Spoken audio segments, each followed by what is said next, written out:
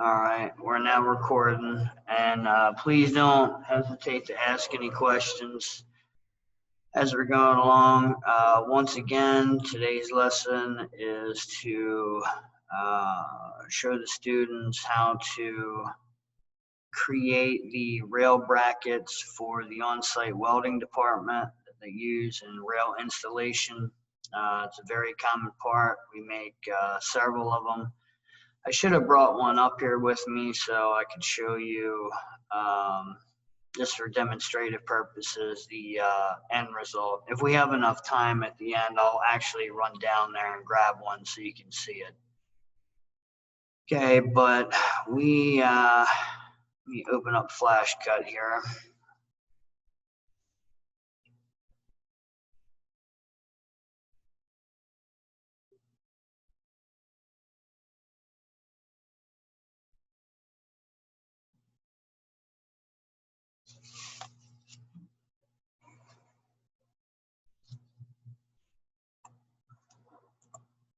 Okay.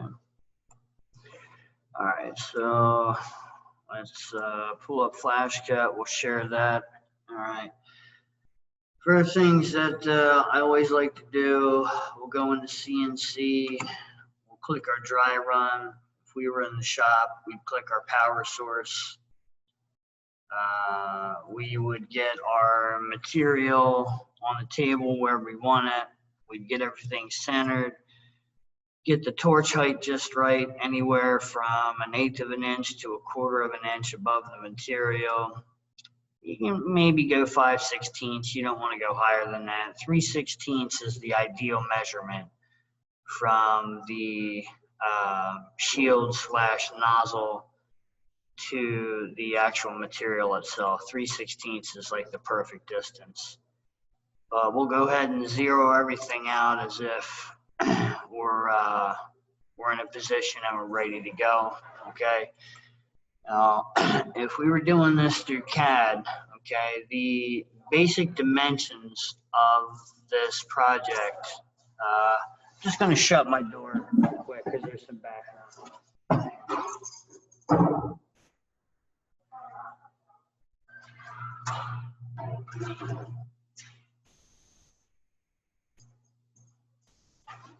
It was so hot when I came in here this morning. It was like 84 degrees in here. All right. The dimensions of these brackets are 2 inches by 4 inches. Now we know when it comes to creating squares, we can use one of two things. We can use the line tool and continue it around, or we can use the square tool, the rectangle tool. We usually always use the rectangle tool, so today I'm actually going to use the line tool. Okay. I found it best because our material that we cut this out of is 8 inches in width, and if we lay them out vertically, we're able to cut 3 out across the width of the material. So that's how we're going to draw it out. We could draw it out horizontally and then rotate it, but it's going to come out the same way. So we're going to start at our home position, 0, 0, okay? We need to go up 4 inches, okay? We need to come across 2 inches, come back down 4 inches, and then go across 2 inches. Okay, so there we have our basic outline of the shape. Okay. All right, now what we got to do is we have to put our holes in, and in order to do that, we need to put in some reference lines. Okay, they like the center of the holes to be 1/2 of an inch away from the outside of the material. So what we would do is use our line tool, okay, and we're going to look, each one of these blocks, remember, is 1/4 of an inch. Okay, so here we are, we're at 1/2 inch. I'm going to put a little reference line right here. our check mark, and it doesn't matter exactly what size, just as long as it is at that 1/2 inch mark. Now, the reason we're doing this, the software has a feature called Object Snap, okay? And what that does is through different points of the material, okay, like when we hit the corner, you see how that little green dot appears? That's a good snap. If we go to the center of the line, I have it set up to snap at the centers. That's a good snap.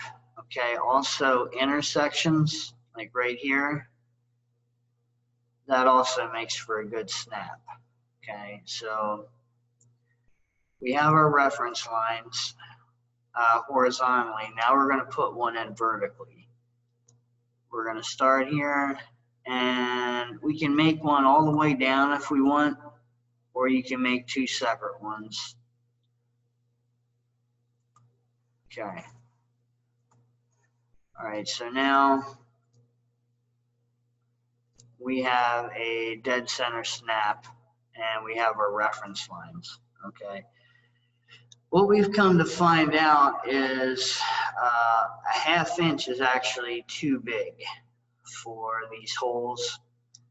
So what I've been doing is taking a 1/2 inch, which is,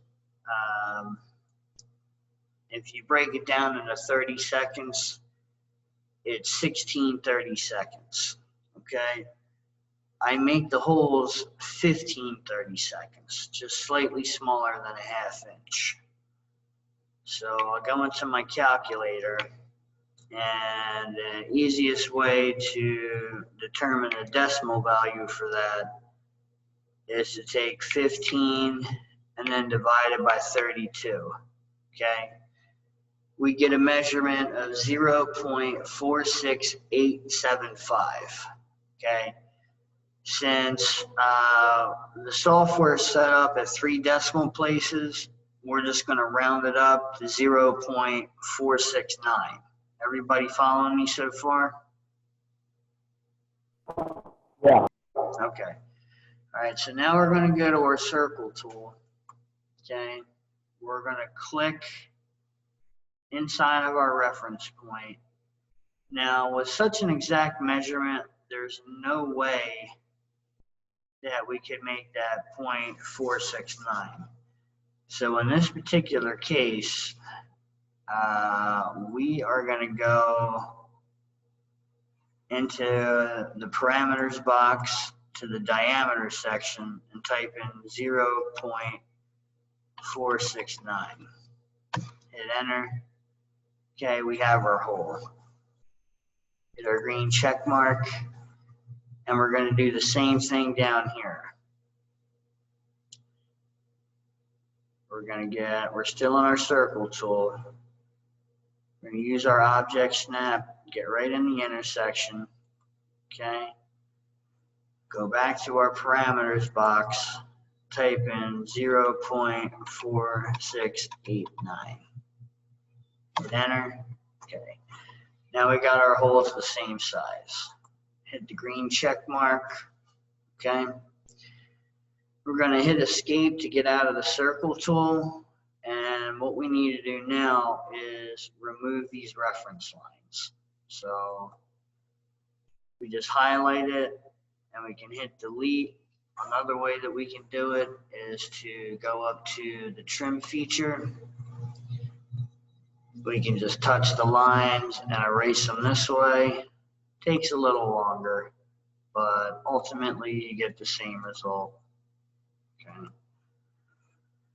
Hit our green check mark. Okay, so now we have our product. And as I said, this is probably one of the most common products that we actually do here. Okay, so we drew this on top of the axis for reference purposes because, you know, we want to use the lines and try to make it as even as possible, but why can't we cut on top of this axis? Why wouldn't we be able to leave this part here? Like say if I try to turn this into a G-code, why is it not going to let me do that? Because you gotta have room for the torch to light. Right. We cannot be on top of the axis. It's going to get confused because it can account for the 0.34 inches on this side, but not on this side. It gives it a negative value.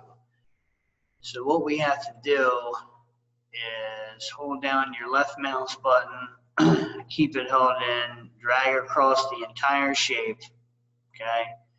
Wait till everything's highlighted. We're gonna right click it. We're gonna go to move. Bear with me.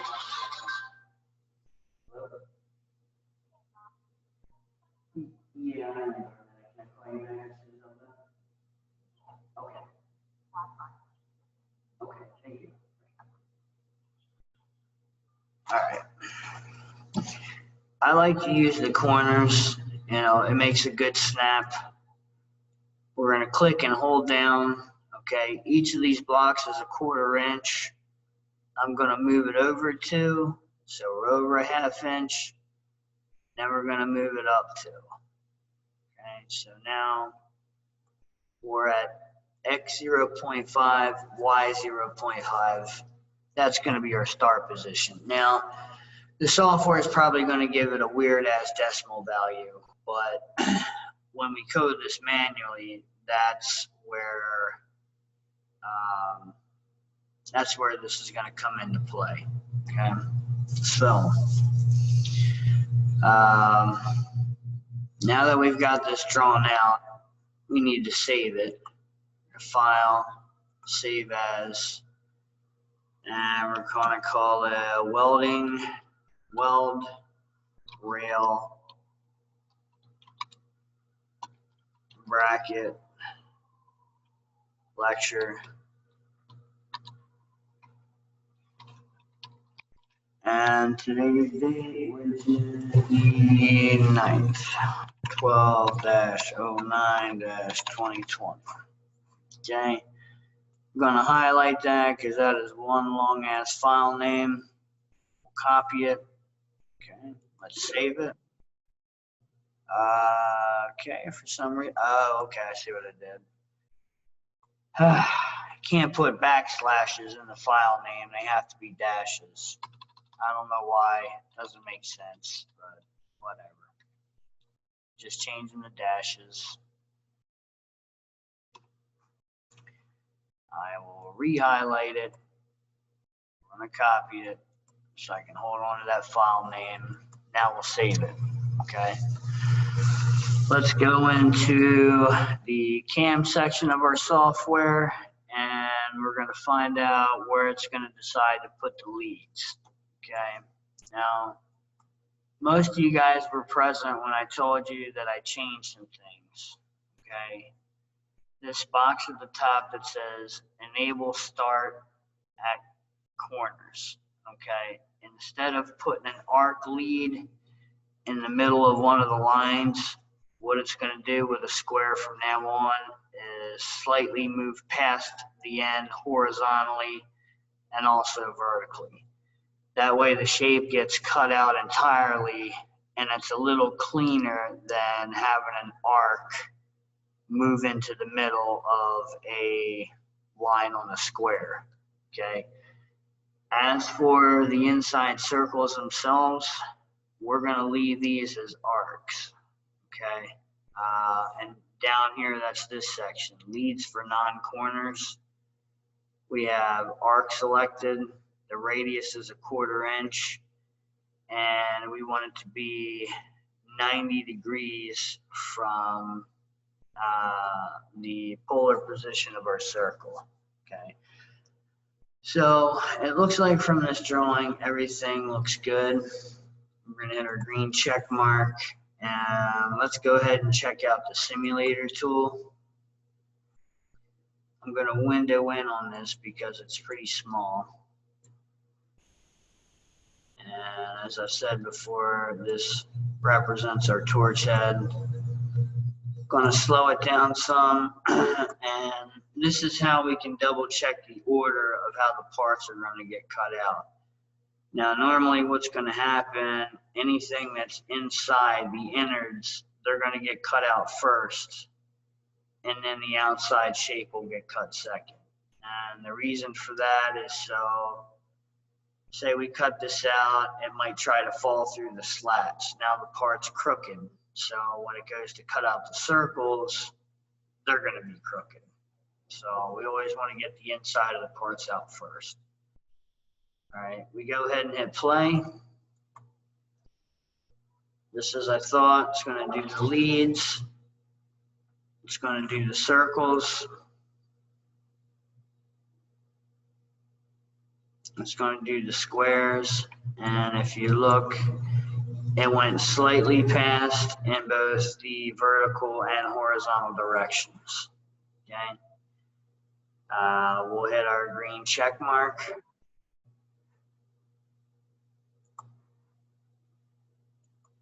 Okay, so that looks good.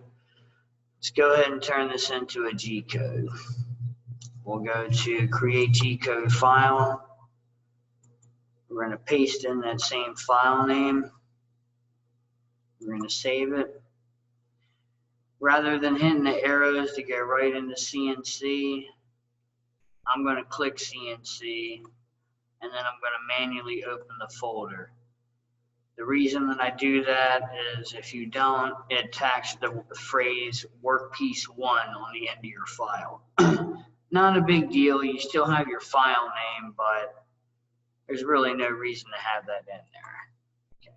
So we open it up. Everything looks pretty good. And like I said, theoretically, our material is already centered. We have it where we want it to be.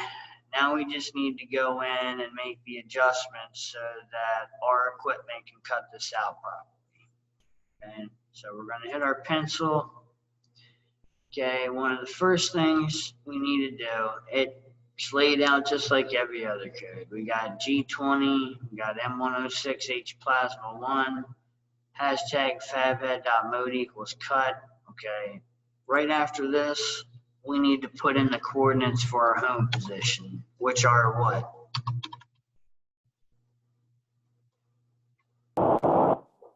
00X0Y0. Yep, G00, X0, Y0. Okay, now this is going to be our start position, X1.5, Y1. Okay, that's where it's going to move towards to begin cutting out one of the first circles. Okay, we see here in line 6 we have our first G603. That tells me we're starting to shape and we need to allow for manual torch control. Every time we see this, the very next line should be to turn the torch on. What's the code to turn the torch on? M50. M50. Very good. All right, so we got M50. Okay, now line 8, this first G03, that's actually the lead that's going to go into the arc. And as you can see, it picked a weird spot, so the software assigns it both I and J adjustments to get to the center of the circle. When we do it manually, it's always one or the other. Okay, now 336, that speed's kind of extreme, so we're going to change that to 35. Okay, line 9, that's the actual circle itself. Okay, since we're using leads, we don't need to duplicate the circle twice. The lead gives us enough time for the torch to ignite properly and go around the circle in its entirety. So we're just going to leave this as is. Okay. All right. I see a transition in line 9 to line 10 from G03 to G00. When I see that, I know that the torch is supposed to be off. So in between these lines, we're going to turn the torch off, which the code is M51. Something else we need to do, because line 11, that's actually the next point the torch is going to move to begin making a cut. So what we're going to do is raise the torch up, G00, Z, which is the axis that controls our torch, 0.5. Okay, that's raising the torch a half of an inch. Okay, line number 12 here, that's the next position the torch is going to move to. Okay, after it gets to that spot, we want to bring the torch back down to our 0 position that we set. And to do that, we would type in G00, Z0. Okay, so now this section is complete. Now, line number 14, I can tell because following it, there's G03s. This is the other circle, okay? So G03, that's the start of another shape. Every time I see that, I know the next step is to turn the torch on, which, like we talked about earlier, is M50. Line 16, that's going to be our lead going into the circle. The only thing we're going to change is the speed. We're going to change that to 35. Okay. Line 17, that's the circle itself. Leave that as is. Okay. Between line 17 and 18, I see a transition from G03 to G00. I know after line 17, the torch should be off. So we're going to hit enter. We're going to plug in an M51, just like last time. Okay, line 19, that's the next position the torch is going to move to begin cuts. So we're going to hit enter. We're going to raise up our torch, G00, Z, which controls our axis, 0.5, raises it up a half an inch. Line number 20, it moves to the next position. Okay. After that, we want to bring the torch back down to where we designated it as the 0 spot. Okay. So up to line 21, this covers our core codes, you know, our first 4 lines. We have our start position. We cut out our 2 circles. Starting in line 22, this is going to be our square. Okay. We got another G603, start of a shape, allowing for manual torch control. Immediately following that, I know the torch has to come on, M50, okay? From line 24 all the way to 37, those are the lines that they're using to cut the outside of the square. As I previously explained, when the software cuts out a square, it'll always use somewhere between 1 and 3 lines to just cut 1 line. It's silly, but that's just the way the software does it. We're going to change the speed to 35. We're going to follow it down, and I see between line 37 and line 38, there's a transition between G01, which is linear movement torch on, to G00, which is rapid linear movement torch off. So I know in between these lines, the torch has to turn off, okay? We also have to raise up the torch because this was our final set of cuts. G00, Z, 0.5. And our very last line, line 40, we're returning to the home position or point of origin. The same coordinates as in line 4. The only difference is the software adds 3 decimal places, okay? So now this code is complete. All right, we're gonna save it. We're gonna close it. Okay, it looks like it liked everything. I'm going to speed this up for the sake of time because we only have about a minute left. Okay, I'm going to hit play. What should happen, the circle should cut out first. Then it should move to the outside of the square, cut around, end here, and then come back to the home position. Let's go ahead and hit play. cuts out the circle, moves up to the next one, cuts out the circle, moves to the outside of the square. It's going to cut around.